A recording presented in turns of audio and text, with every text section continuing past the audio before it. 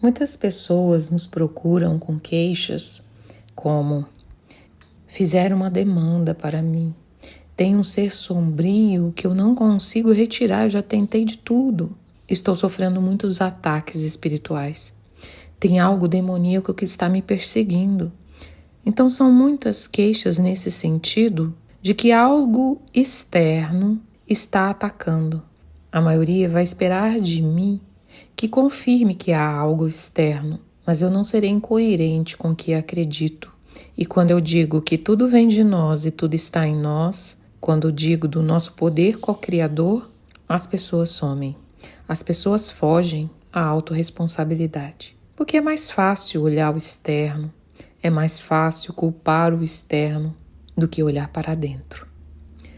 Bom, mas nós não podemos deixar de comentar que existe um mapa mental de cada um.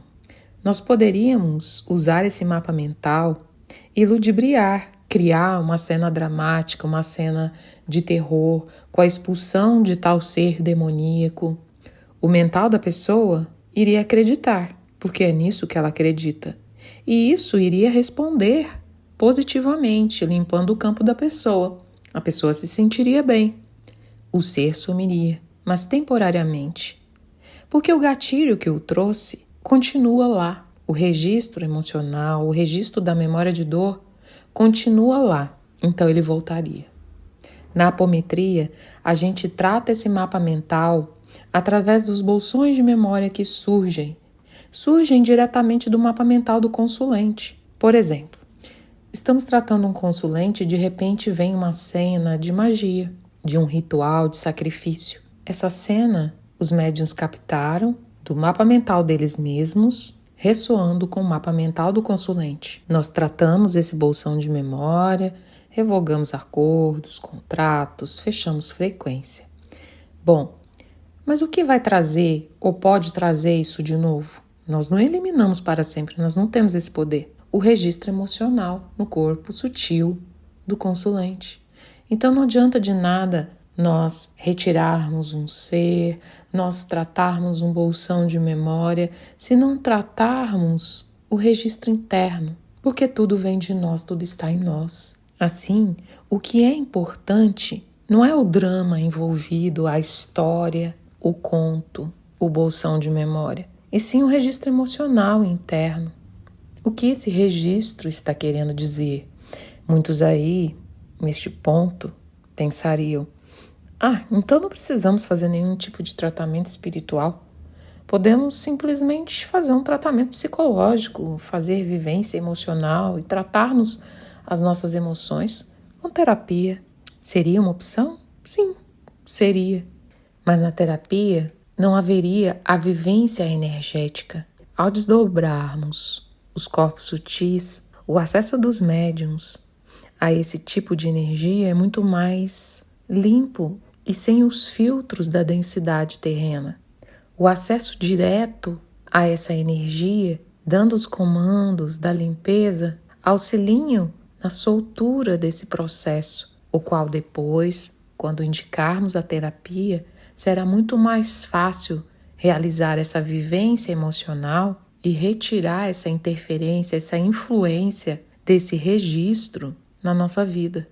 Embora a psicologia e a apometria atuem em conjunto para o bem-estar de um indivíduo, elas operam de forma diferente.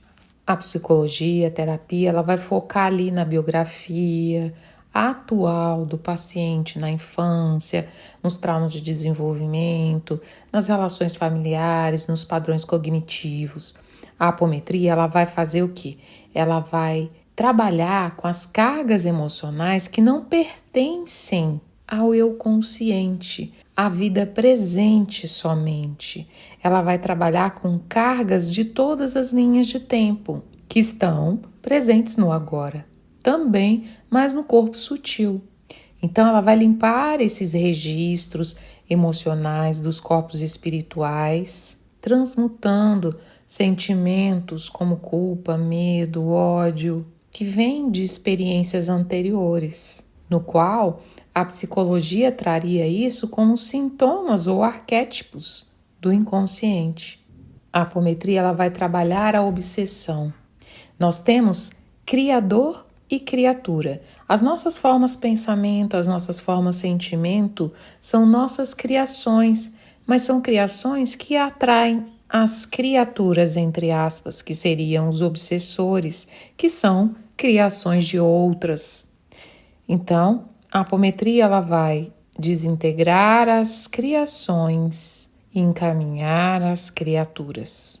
E um dos maiores diferenciais da apometria é o tratamento das subpersonalidades ou os níveis conscienciais, que são nossos fragmentos de outras linhas de tempo ou de realidades paralelas.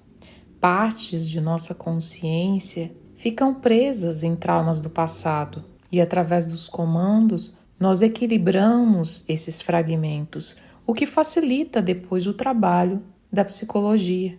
Retiramos também as tecnologias implantadas para intensificar emoções, pensamentos e sentimentos. Então, a apometria vai focar na remoção desses dispositivos, facilitando também o trabalho terapêutico depois.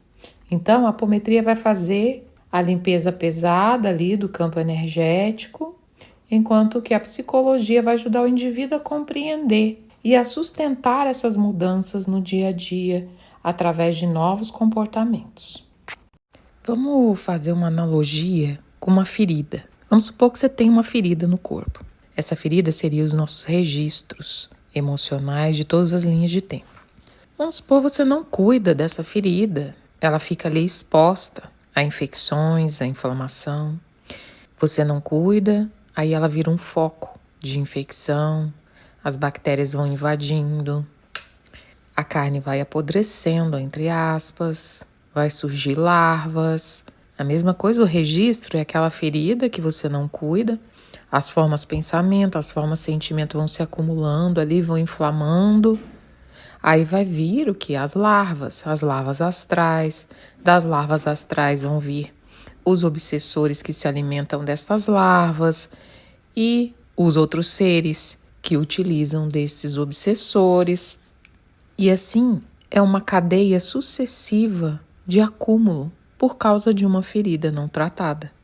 Se você para todo esse processo ali no início e começa a cuidar dessa ferida que começou em você, que veio de você, a sequência do assédio não vai mais acontecer.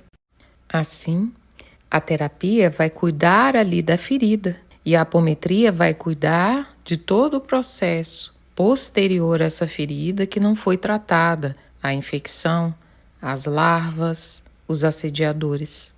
Então, a apometria e a terapia atuam de forma multidisciplinar, cada uma atuando num ponto. A apometria no corpo sutil, mobilizando, desintegrando energias, e a terapia ressignificando os traumas, as emoções, trabalhando o mapa mental para que o consulente se conheça, se autoconheça e possa assumir a responsabilidade sobre a sua vida.